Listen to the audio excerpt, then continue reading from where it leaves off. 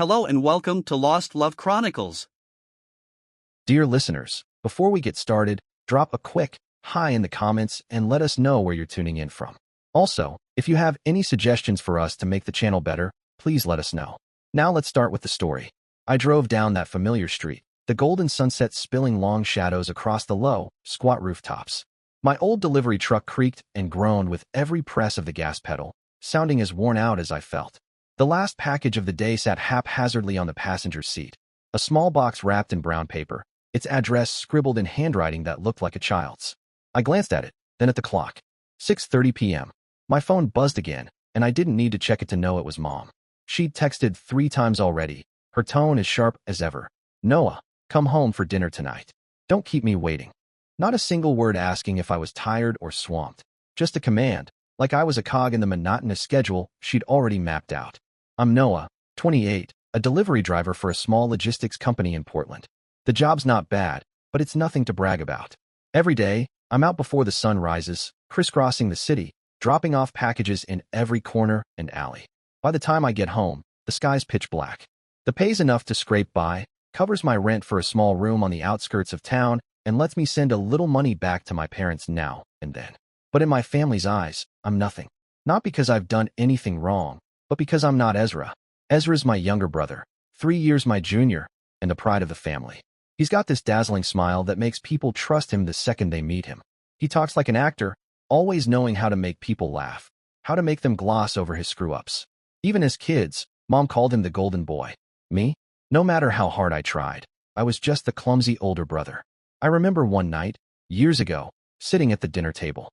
Mom was dishing out her homemade lasagna, beaming at Ezra as he told some story about school. I'd just gotten a perfect score on a math test, and I thought maybe, just maybe, she'd notice. I slid the paper across the table, trying to catch her eye. "Hey, Mom, look at this," I said, my voice quieter than I meant it to be. She glanced at it, barely, before turning back to Ezra. "That's nice, Noah," she said, her tone flat. Then she looked at my brother, her eyes lighting up. "Ezra, tell me more about that project you're working on." I pushed my plate away, appetite gone. Later that night, I overheard her talking to Dad in the kitchen. "Ezra was born to do great things," she said, her voice full of pride. "Noah, he just needs to work hard, and that's enough." Her words sounded gentle, but they cut like a rusty knife, stinging every time they came back to me. I don't entirely blame Ezra, at least not completely. He didn't choose to be the favorite, but sometimes I wonder if I'd been treated fairly, would I be living a different life?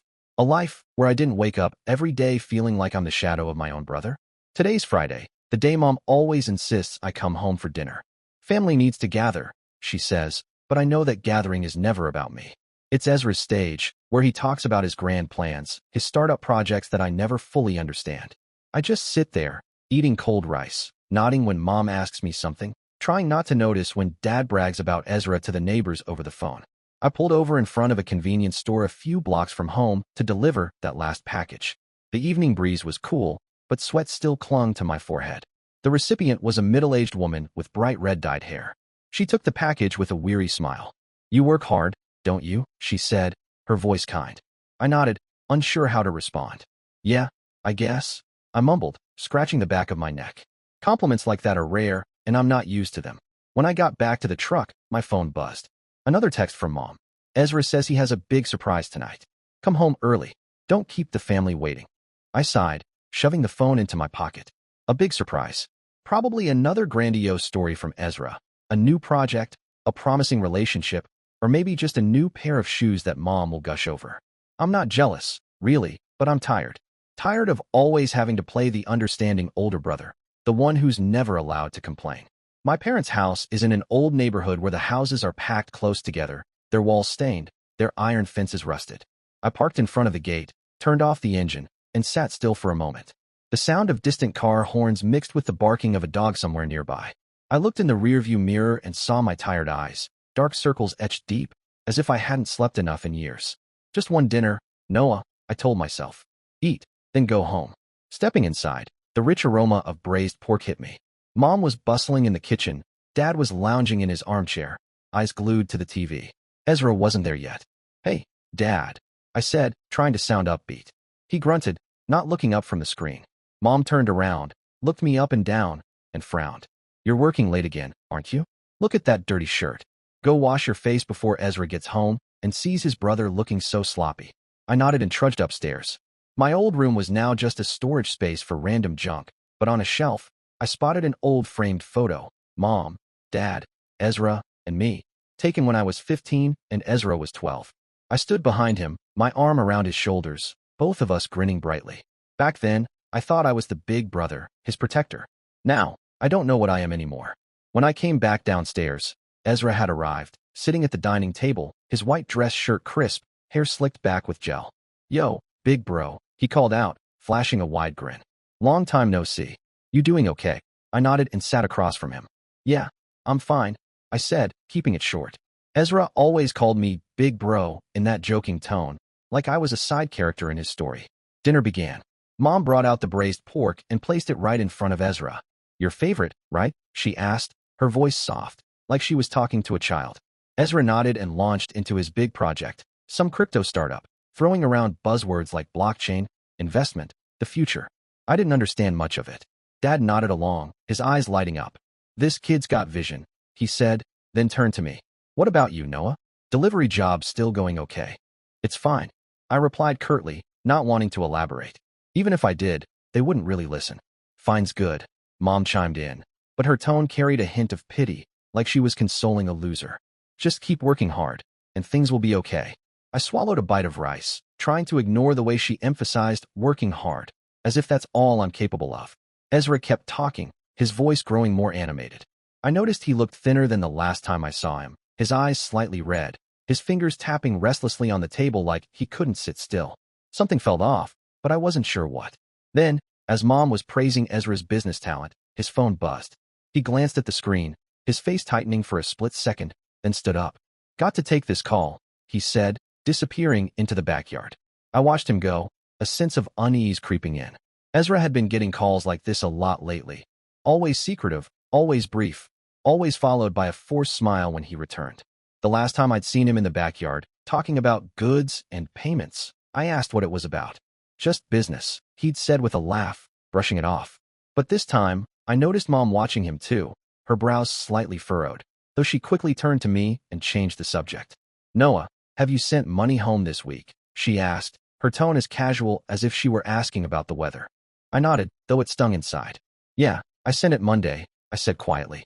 I send money home faithfully every month, but I've never heard a word of thanks. Meanwhile, Ezra never has to contribute a dime, yet he always has cash for new clothes, dining out, or driving that sleek sports car no one knows how he affords. Ezra returned, his smile back in place, but I noticed his hand trembling slightly as he picked up his chopsticks. Everything okay? I asked, trying to sound normal. He looked at me, his eyes flashing with something, worry, maybe anger, I couldn't tell. All good, big bro. Just work stuff, he said, smiling, but it didn't reach his eyes. Dinner ended, and I washed the dishes as usual. Mom never asks Ezra to do it. As I dried my hands, preparing to leave, Ezra pulled me aside into a corner of the room. Hey, you free tomorrow? He asked, his voice low. What's up? I replied, a bit surprised. He hesitated, then shrugged. Nothing big. Just, could you help me deliver something? It's small, won't take long. I looked at him, that uneasy feeling rising again. Deliver what? I asked. He grinned and clapped my shoulder. Just a package. Don't worry, I'll explain tomorrow. He walked off before I could press further, leaving me standing there with a bad feeling I couldn't shake. That night, lying on the single bed in my cramped rented room, I couldn't sleep. Images of Ezra with stacks of cash, those secretive phone calls, kept swirling in my head. I told myself I was overthinking. Ezra was just a spoiled little brother, not a criminal. But deep down, I knew something wasn't right, and I was afraid, not for Ezra, but for myself. Because I knew if something went wrong, I'd be the one left holding the bag. The next morning, I woke to the shrill buzz of my alarm clock, like a trapped insect screaming for release. 5:30 a.m. The sky was still pitch black, my cramped rented room smelling of stale coffee and the damp mustiness of stained walls. I lay still for a moment, trying to recall last night's dream, but all I could see was Ezra, his forced smile, his evasive eyes, his words from last night, deliver something, lingering in my mind like a discordant note that refused to fade. I shook my head, telling myself I was overthinking. Ezra might be a spoiled brat, but he wouldn't get involved in anything too bad, would he? I threw on an old t-shirt, grabbed my baseball cap, and headed out to the truck. Another day, another loop. But today, I felt heavier than usual, like something was off, like hearing a strange noise in the house in the dead of night. While eating breakfast, I texted Ezra a short message. "What's that package?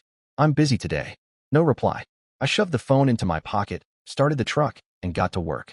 The day passed in a blur of honking horns, gasoline fumes, and dusty streets. I delivered package after package, trying not to think about Ezra, but every time my phone buzzed, I flinched, hoping it was him, only to see messages from the company or Mom reminding me to come home for dinner. "Ezra has something important to discuss," she wrote. Always Ezra. I sighed, wondering if there'd ever be a day when my family talked about me, even just once. By the afternoon, Ezra finally texted back, "Big bro, swing by the house at 6 p.m. It's just a small package. Just help me deliver it. Thanks." I frowned, my thumb hovering over the screen, tempted to ask more, but I let it go. Maybe it was just something for his project. I didn't want to argue or hear Mom scold me for being jealous of my little brother. "All right," I replied, then pocketed the phone. As the sunset fell, I drove toward my parents' house. The familiar street now felt strange, like it was hiding a secret. I parked at the end of the alley, checking the truck's cargo area out of habit. Everything was as usual, a few leftover boxes, a toolbox, and a half-empty water bottle. I closed the hatch, locked the truck, and walked inside. The smell of beef stew wafted from the kitchen, mingling with Mom's muttering about Ezra being late again. Dad was in his armchair, flipping through a newspaper, but I knew he wasn't really reading, just pretending to look busy to avoid talking to me. "Noah, you're here," Mom called from the kitchen, her voice cheerful but tinged with something forced. "Go wash your face. Ezra will be back soon, and we'll eat." I nodded and headed upstairs, splashing water on my face to wash away the day's grime. A little later, Ezra showed up, wearing a black hoodie, a departure from his usual polished look. His eyes were bloodshot, like he'd been up for nights on end. "Yo, big bro," he called, but his voice lacked its usual confidence. I sat down, studying him. "Where's the package?" I asked, keeping my tone neutral. He blinked, then grinned. "Oh, I'll give it to you after dinner. No rush." Dinner began, but the atmosphere was heavier than usual.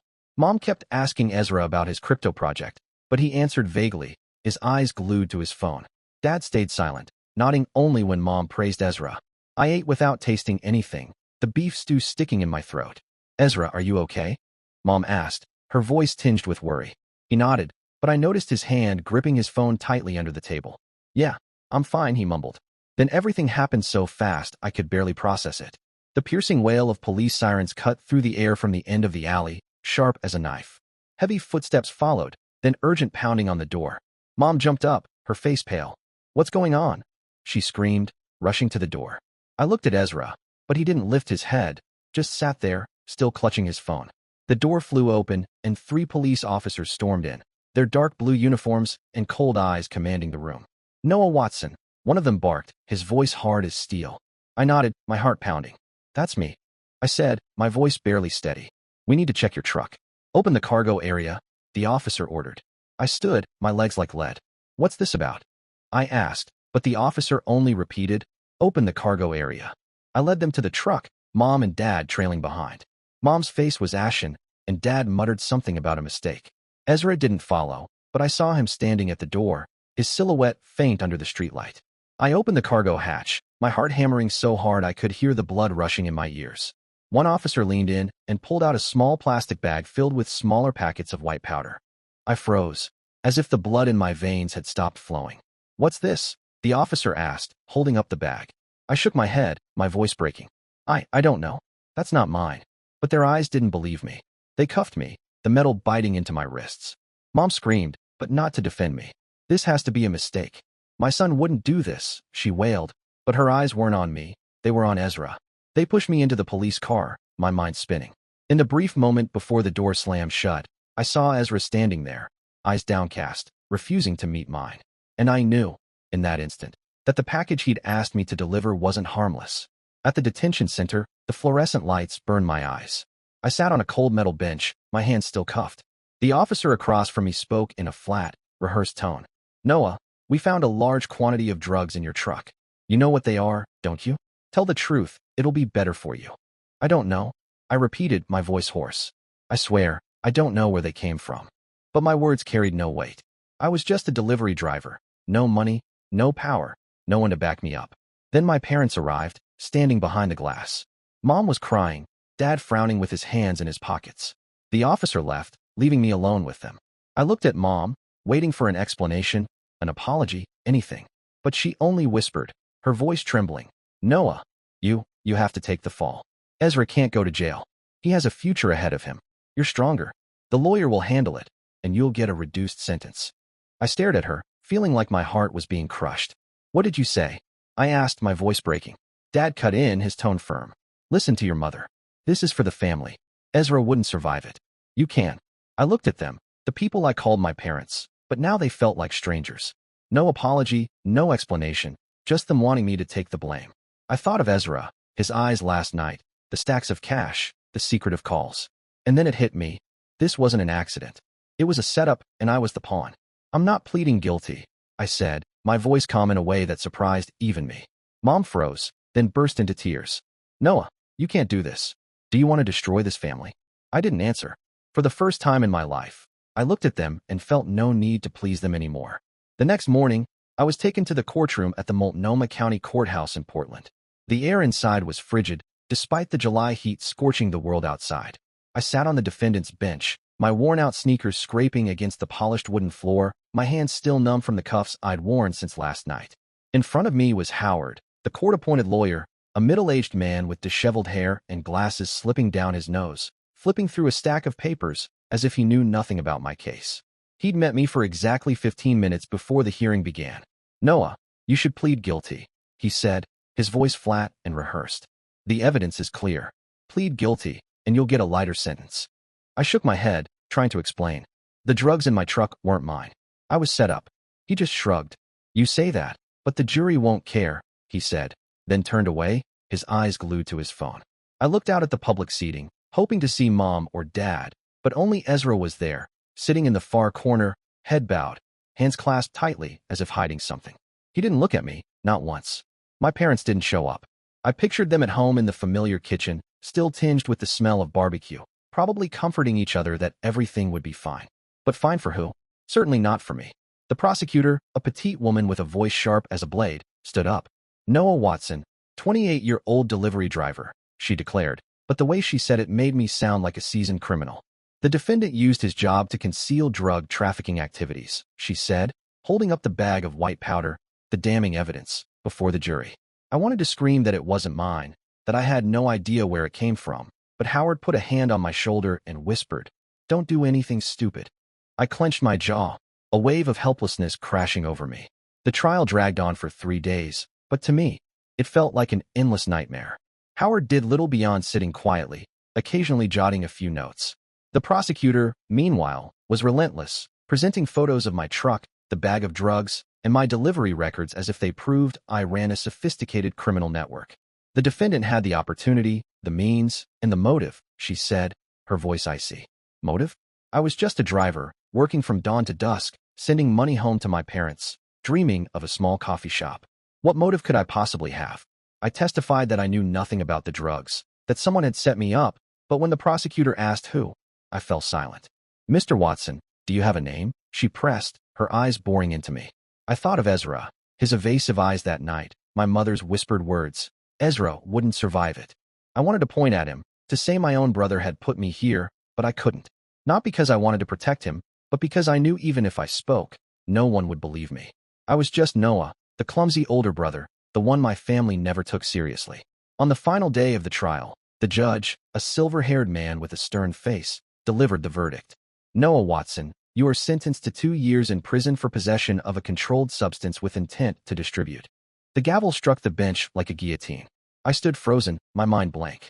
Ezra was still there in the back row, but he didn't look up as I was led away. I turned, hoping to catch his eye, hoping for a hint of remorse, but he just stood and left the courtroom, his figure disappearing behind the heavy wooden door. The iron door slammed shut, the clang of metal echoing like a hammer blow. I stood in the middle of a cold cell, the flickering fluorescent light casting shadows on the gray concrete walls. The stench of mildew and stale sweat hit me, making my stomach churn. My hands, still numb from the cuffs, hung limp as I sat on the edge of the bed, a thin mattress on a steel frame, hard as stone. This was Multnomah County Jail, Portland, Oregon, my new home for the next 2 years. Me, Noah Watson, 28 years old, delivery driver, now a convicted felon for drug possession with intent to distribute, a crime I had nothing to do with. Prison was a world utterly alien to me. The first days were a nightmare. I didn't know how to survive here. My fellow inmates eyed me like fresh prey, their gazes half curious, half threatening. A burly guy with tattoos covering his arms always stood in the corner of the yard, watching me as if deciding whether to start trouble. I kept to myself, avoiding eye contact, never lingering on anyone too long. But every night, lying on that hard mattress, I couldn't sleep. Images of Mom crying, Dad's silence, and Ezra's bowed head played on a loop, like a movie I couldn't stop. I asked myself what I'd done wrong. I'd worked hard, sent money home, tried to be a good brother. So why was I here, while Ezra was free, probably still eating dinner with Mom and Dad, spinning tales about his grand crypto projects? The first week, I barely spoke to anyone. I ate the bland trays of food, dry bread, stewed beans, and some nameless sauce, then retreated to my cell, curling up in the dark. I thought about my dream of opening a coffee shop, a small place filled with the warm aroma of roasted beans, where I could be myself, not Ezra's shadow. But that dream now felt as fanciful as a fairy tale. I had nothing, no money, no family, no future. Then one day, during yard time, I met Daniel. He was about 50, with salt and pepper hair and deep-set eyes, a scar running across his left cheek. He sat alone on a concrete bench, reading a tattered book, looking like he didn't belong here. I hadn't planned to talk, but Daniel looked at me, squinted, and said, "You're not a drug dealer, are you?" I flinched, unsure how to respond. "How do you know?" I asked, my voice raspy from days of silence. Daniel smiled, a tired but sharp smile. "I used to be an accountant for a crew in Seattle. I know how to read people. You've got the look of someone who got screwed over." He closed his book and handed it to me. It was a basic law book, its cover worn and torn but filled with handwritten notes. "Read it," he said. "If you want to get out of here and do something, you've got to learn how to play their game." I took the book, unsure if I should trust him, but that night, in the dim light of my cell, I opened it. The yellowed pages detailed cases, criminal law, and how the justice system worked. I read line by line, word by word, as if it were the only way to stay sane. I didn't understand everything, but each night I read a little more, jotting down notes when I could. Daniel became my reluctant mentor. He didn't just teach me about law. He taught me about tracing money, something he'd done for his old crew. "Money always leaves a trail," he said, pointing to a page of notes on money laundering. "If someone set you up, they can't hide forever." I started thinking about Ezra, the stacks of cash I'd seen him with, the late-night calls, the sports car he drove despite having no steady job. I remembered his averted gaze when the police showed up, the way he'd bowed his head, as if he knew what was coming. And then I recalled Mom's words. Ezra wouldn't survive it. A piece of the puzzle began to form, but it was too painful to accept. My family hadn't just abandoned me, they were complicit. The more I read, the more a small spark of determination flickered inside me. Not anger, but resolve. If I had to be here, I wouldn't drown in despair. I got access to the prison library, borrowing books on law, accounting, and old articles about drug cases. I took meticulous notes, day after day, night after night, on scraps of paper Daniel gave me. I learned to analyze financial transactions, to spot holes in business records. Daniel watched me, sometimes nodding, sometimes smiling. "You've got potential, Noah," he said. "But be careful. The law is a double-edged sword." By the third month, I started keeping a journal, not to vent, but to record everything I remembered about Ezra. The late-night calls, the secret meetings in the backyard, the crypto project he bragged about. I didn't know what I'd do with these notes, but they made me feel like I still had some control, however small. One day, a letter arrived. It was from Mom, her shaky handwriting scrawled on yellow lined paper. She wrote that she missed me, that she prayed for me every day, but not a single apology, not a word of explanation. She only asked if I was okay and mentioned that Ezra was doing well in business, that he'd just bought a new TV for the house. I read it, folded the letter, and tucked it under the corner of my mattress. I didn't reply, not because I was angry, but because I didn't know what to say to someone who'd chosen my brother over me. Daniel saw me sitting quietly and asked, "Family?" I nodded. He shrugged. "Family can be your strength, but it can also be your weakest link. You have to choose, live for them or live for yourself." I looked at him, then at the law book in my hands. For the first time, I felt like I had an answer. 18 months passed, and I was no longer the Noah who'd first walked into this prison. I was thinner, my hair longer, but my eyes were different. I wasn't the resigned older brother ready to sacrifice for family.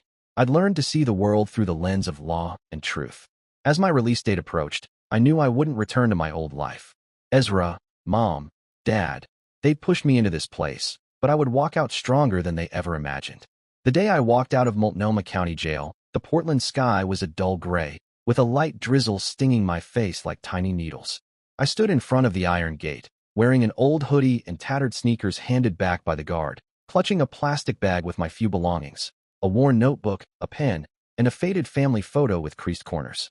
I looked around, foolishly hoping someone would be waiting, Mom, Dad, or even Ezra, but the road outside was empty, save for the rumble of a passing truck and the smell of wet asphalt. I took a deep breath, a mix of freedom and loneliness washing over me like a wave. 18 months in prison had changed me, but the world outside didn't seem to care. I walked to the nearest bus stop, the plastic bag rustling in my hand. No one knew I was getting out today because I hadn't told anyone. Mom had sent another letter a few months back, asking if I was okay, mentioning that Ezra had rented a new apartment downtown. Not a word of apology, not a hint of explanation. I didn't reply, not out of anger, but because prison had taught me something. Family isn't everything, and I couldn't live just to please them anymore. I found a job at a small coffee shop called Brew Haven, tucked away on Belmont Street, a few miles from downtown Portland. The work was simple, brewing coffee, wiping tables, and chatting just enough with customers to keep them happy. The owner, a middle-aged guy named Ray, didn't ask about my past. "You work hard. That's enough?" he said when he handed me my uniform. I nodded, feeling for the first time in my life that someone was looking at me without comparing me to Ezra. By day, I stood behind the counter at Brew Haven, learning to make lattes and listening to customers ramble about their petty dramas. By night, I returned to my new rented apartment, a room even smaller than my cell, with creaky wooden floors and a window overlooking a parking lot. But it was mine, and that was enough to make me feel like I was starting over. In that room, I opened my prison notebook, its pages filled with handwritten notes on law, accounting, and fragments of memories about Ezra. I didn't know what I'd do with them, but I knew I couldn't let the past bury me. One evening after my shift, I sat in front of an old laptop I'd bought from a secondhand shop and started searching. I typed Ezra Watson into Google, and a slew of articles popped up. Young entrepreneur with big potential, breakout crypto startup. Glossy headlines about Ezra's company, Watson Ventures. I clicked on one, seeing a photo of Ezra in a sharp gray suit, flashing that same confident smile. The article said his company specialized in cryptocurrency investments, promising high returns for investors. But something felt off. Ezra, the kid who'd blown through our parents' savings on a sports car, was now a successful entrepreneur? I didn't buy it. I remembered Daniel's words from prison, "Money always leaves a trail." I dug deeper, using the skills he'd taught me. I looked up Watson Ventures records on the Oregon Secretary of State's website. Public documents showed the company was registered a year ago, after I'd gone to prison. Ezra was listed as CEO, but there were other names on the board, people I'd never heard of. I searched further, scouring Reddit forums about crypto, where users discussed shady projects. One anonymous post mentioned Watson Ventures, calling it a Ponzi scheme in disguise. My heart raced. I didn't know what a Ponzi scheme was, but I could guess. I wrote down everything, the company's name, registration date, and forum comments. I started learning to read financial statements, though they were more complex than I'd expected. I borrowed books from the public library, Basic Library on Accounting, Understanding Money Laundering, and Laundering. I spent hours each night analyzing them. I wasn't an expert, but I knew how to be patient. 18 months in prison had taught me that. One night, I nearly got caught. I was sitting in a small bar near Watson Ventures' office. Pretending to sip a beer while keeping an eye out. Ezra walked in, not alone. He was with a tall guy in a leather jacket, his head shaved close. They sat in a dim corner, speaking in hushed tones. I saw Ezra pull out a thick envelope and slide it across the table. The other guy checked it quickly, nodded, and left. My heart pounded. I ducked my head, pulling my cap low, afraid Ezra would spot me. Luckily, he didn't look my way, but as he left the bar, I saw his eyes tense, anxious, nothing like the confident entrepreneur. I went home, my hands shaking as I wrote down what I'd seen. The envelope, Ezra's expression, the name Watson Ventures. It was all starting to connect. I dug deeper online, this time into crypto transactions. I found a blockchain wallet linked to Watson Ventures with a series of transfers to offshore accounts, places like the Cayman Islands, which Daniel had called a haven for money laundering. I wasn't sure what I was looking for, but each piece of information was a puzzle piece, and I knew I was getting closer to the truth. From that day on, I worked, studied, and investigated. Every night, I sat at my laptop, organizing my notes into a file. Watson Ventures transactions, The shady names, the blockchain wallet addresses. I didn't know what I'd do with it all, but I knew I couldn't stop.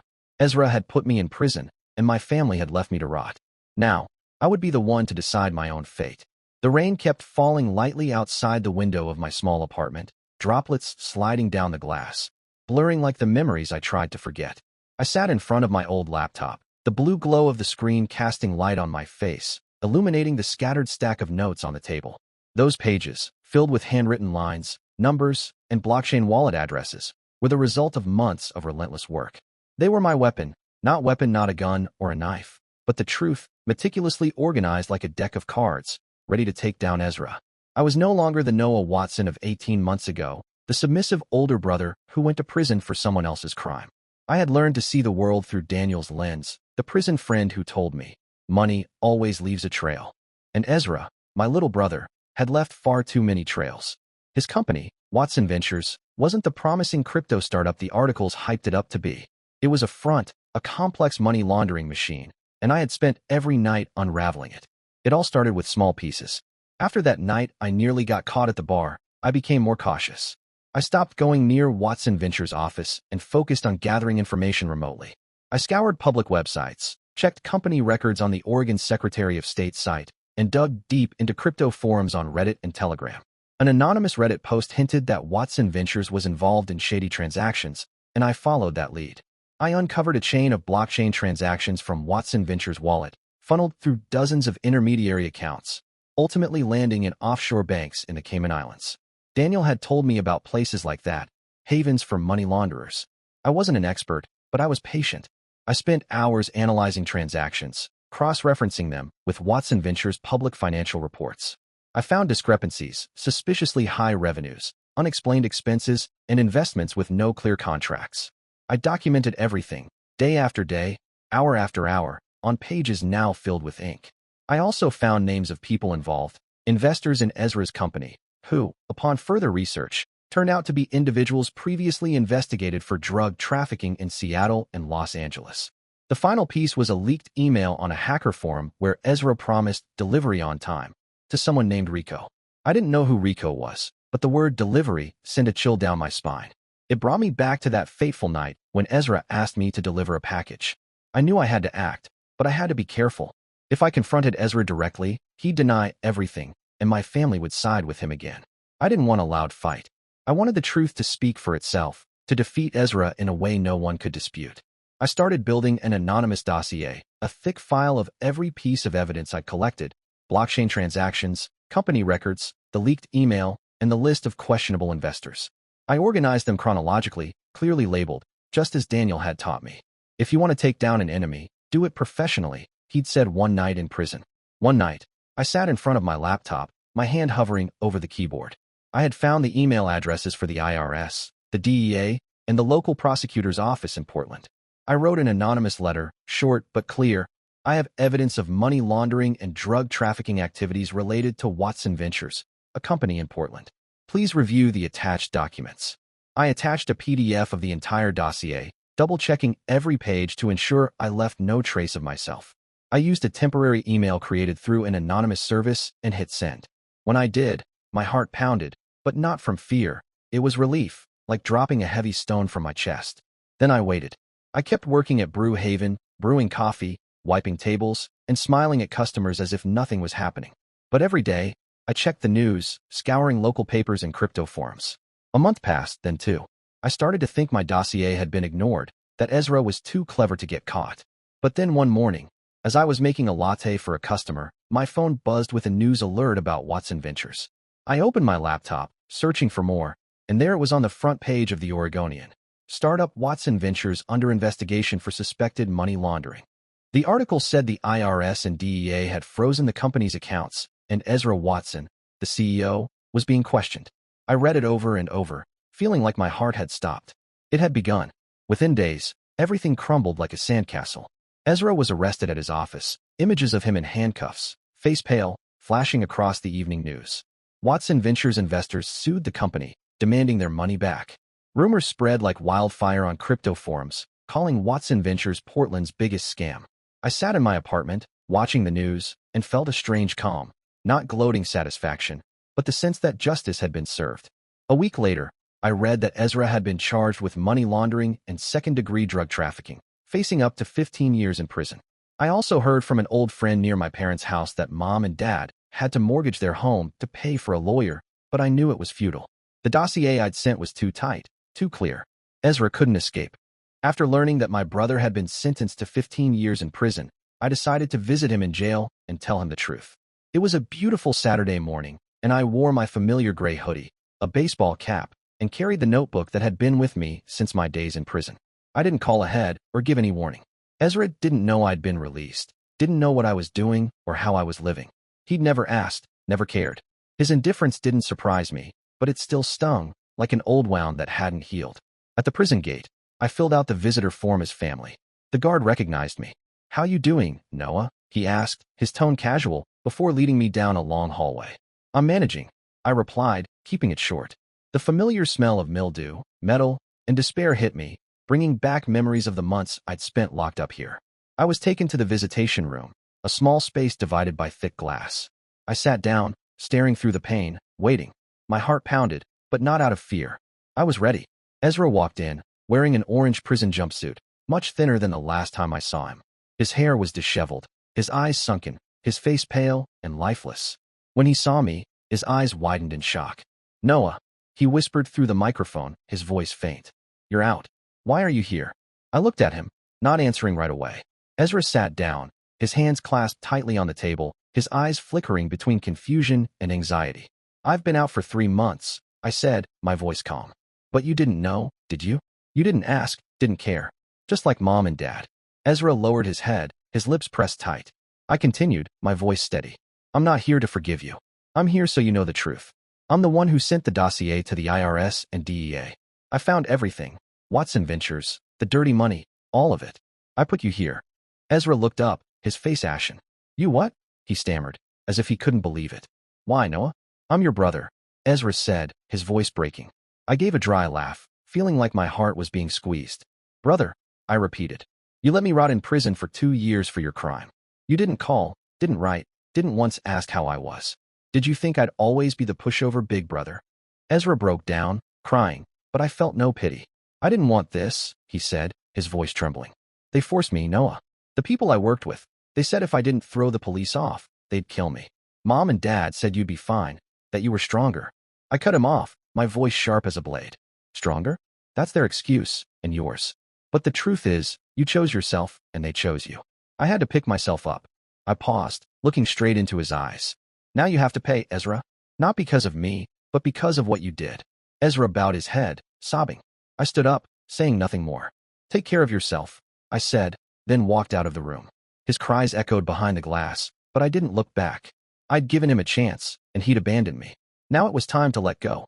A few days later, I drove to the old neighborhood where my parents' house once felt like the center of my world. Now it looked worn, its paint peeling, the iron fence rusted. I didn't call or warn them. They didn't know I was out of prison, didn't know what I was doing. Their silence, no calls, no letters in 18 months, was proof enough. I knocked on the door, my heart pounding, not from fear, but because I knew this was the last time I'd face them. Mom opened the door, her hair grayer than I remembered, her face etched with worry lines. She froze when she saw me, her hand trembling on the doorknob. "Noah," she whispered, as if seeing a ghost. What are you doing here? You're out." Dad appeared behind her, his eyes tired, his hair now fully white. "Noah," he said, his voice low. "Why didn't you say anything?" I looked at them, the two people who once meant everything to me, now as distant as strangers. "I've been out for 3 months," I said calmly. "But you didn't know because you didn't ask. You didn't care, did you?" Only Ezra mattered. Mom burst into tears, but I didn't waver. "Noah, I'm sorry," she said, her voice breaking. "But Ezra, he's in despair. He's been sentenced to 15 years. You're smart, you're educated, you know the law. Can you help him?" Dad nodded, his eyes pleading. "You're his brother, Noah. Family helps each other." I shook my head, feeling a weight lift off my shoulders. "I used to be his brother," I said. "But when you chose him over me, when you let me go to prison for his crime, I learned to live for myself." I paused, looking them in the eyes. "And you know what? I'm the one who put Ezra in prison. I found everything. The dirty money, the transactions, all of it. I sent the evidence to the IRS and DEA. I did it for justice." Mom collapsed into a chair, hands covering her face, sobbing. Dad stood frozen, his eyes misty, as if he couldn't believe it. "How could you?" he whispered. "He's your brother." I gave a dry laugh, my voice steady. "I stopped being his brother and your son the day you let me take the fall for him." I turned and walked out. Mom called after me, her voice desperate. "Noah, come back." But I didn't stop. I stepped into the street, the rare Portland sunlight filtering through the trees, the breeze carrying the scent of dry leaves and coming rain. I didn't look back, didn't think of Ezra, Mom, or Dad. I just kept walking, clutching my notebook filled with plans for my own coffee shop, a faint smile on my lips. Justice had been served, and this time, I wrote the ending. Dear listeners, please share your thoughts in the comments section below and don't forget to like, share, and subscribe.